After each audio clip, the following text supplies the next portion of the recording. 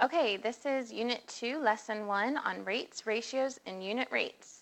We're going to be on pages 124 to 126 in our workbook. Here are a few vocabulary words for us. The first one is a ratio. A ratio is simply a comparison of two numbers. For example, if we have 13 boys and 15 girls in class, we can write it as 13:15, or we can write it as a ratio like this, 13 boys to 15 girls. Okay, we're just comparing two numbers.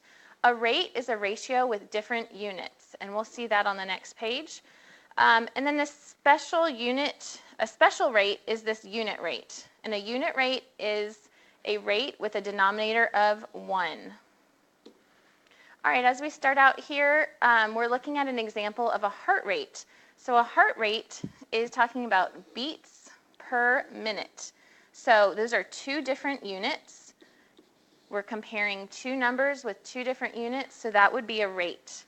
If we were to divide the top and bottom by 2, we would end up with 80 and a 1 in the denominator.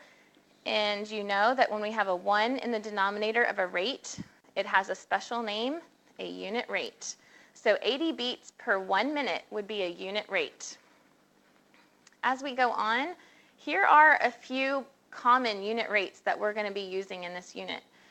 Miles per hour, miles per gallon, and price per pound. Okay, you'll notice that word per, and that word per, remember, means division, and that's why we have it written with that line between our units. Okay? Our first example here is Adrienne biked 24 miles in 4 hours. If she biked at a constant speed, how many miles did she ride in 1 hour? So this 1 hour is telling us we need a unit rate. So we write our ratio, and in order to get a 1 in the denominator for our 1 hour unit rate, we're going to divide the top and bottom by 4. Remember, whatever we do to the top, we have to do to the bottom. So we end up with 6 miles for 1 hour, and this would be our unit rate right there. Okay?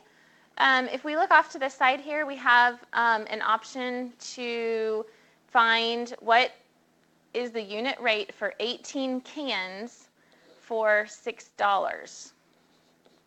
Okay?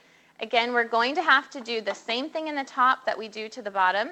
So in order to get a unit rate, remember, we need a 1 in the bottom.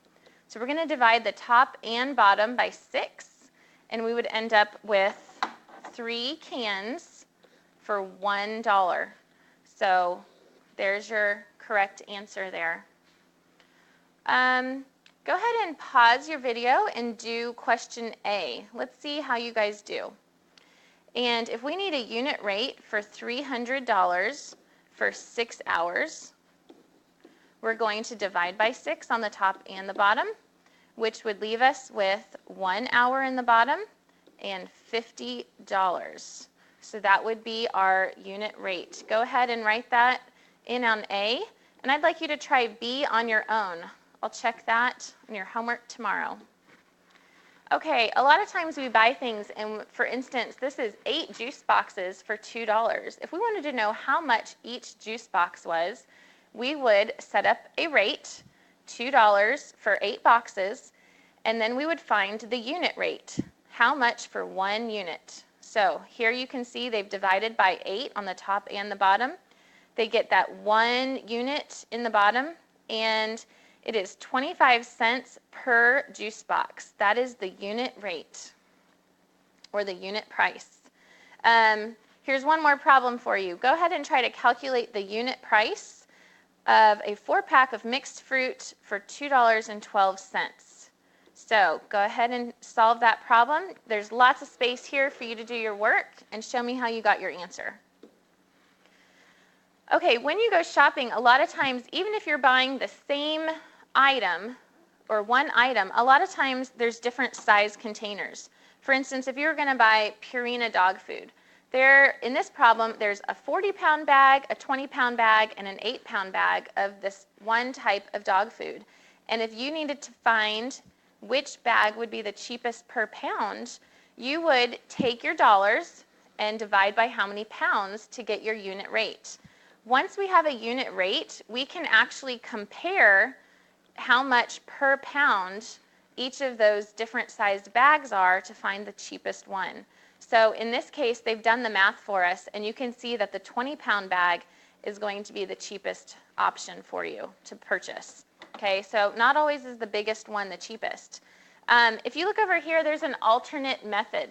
Okay, and this would be a good option for problems where the numbers could all be multiplied to a common factor. So here is, or a common product. So we know that 20 times 2 would equal 40, and 8 times 5 would equal 40. And we already have how much this 40-pound price was. So if you multiplied those through and got those numbers, and they were all 40-pound bags, you could see which one was the cheapest that way as well. Okay, the last type of problem we're going to look at is when you find a unit rate. A lot of times you have to find that unit rate in order to find out a larger quantity. So Lexi painted 2 faces in 8 minutes at the craft fair. At this rate, how many faces can she paint in 40 minutes? So the first thing we need to do is find the unit rate. So you can see they're doing that here. They set up the ratio, 2 faces in 8 minutes. Then they've divided by 8 on the top and the bottom, right? We have to do the same thing to the top as we do to the bottom. We get that unit rate. That unit rate was 1/4 of a face, or 0.25 face in 1 minute. So when we go to solve for how many she can do in 40 minutes, we're going to use our unit rate, which is right here, and we're going to multiply by 40 minutes. Now, if you remember, if there's something in the top that matches something in the bottom, they cancel. So we're going to use that to cancel out our minutes, okay? Our units will actually cancel because they have the same in the top and the same in the bottom, which is good because we don't want a rate. We want to know how many faces. And if you look here, if you multiply 1/4 of a face by 40, that's going to give you 10 faces. Those units will transfer through to your problem, okay? So make sure you keep track of your units as you go. All right, on these last 2 problems, you guys are going to work number 1 and 2 on your own, and we'll check those tomorrow. On question 1, you have CD Express, who is selling 4 CDs for $60. So you need to find the unit price for CD Express. And then you're going to find the unit price for Music Place. So set up another ratio to find the unit price, and then you'll be able to tell me which store offers the better buy, okay? On question 2, this is just like the face painting question. You're going to find a unit rate. So Pasha traveled 3.5 hours, and she covered 217 miles. So we're going to do how many miles per hour. So this is miles in 3.5 hours. Then you're going to tell me how far can she go in 4 hours. If you know how many she goes in 1 hour, you should be able to tell me how far she can go in 4 hours. So complete those 2 questions on your own. We'll answer any questions you have and check your work tomorrow. Great job, guys.